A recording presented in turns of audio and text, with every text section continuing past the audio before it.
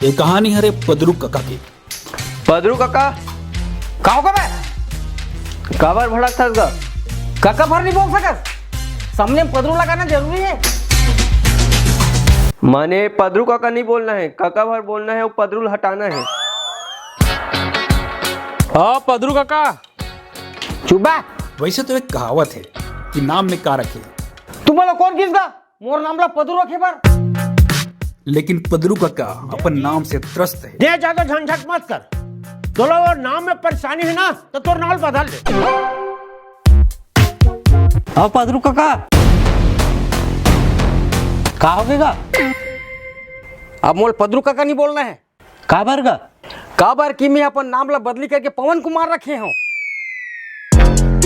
मैं का सुना चाहती नाम ला बदली करवाट रहे तो हाँ कर देस ना गलती। अरे मैं का कहत रहे हूँ, एक बार बस्ती में हाका परवा दे कि तो नाम पदरू ले पवन कुमार हो गए की के, नहीं तो अभी भी पूरा बस्ती वाले मन तो पदरू पदरू की चिल्ला। आओ पवन काका, तोर आधार कार्ड मिलीस? मिली जी, लेकिन कोई काम की नहीं।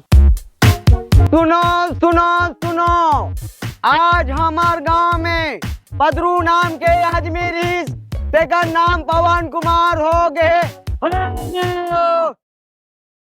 तो ठीक है पदरू काका, चलें फिर।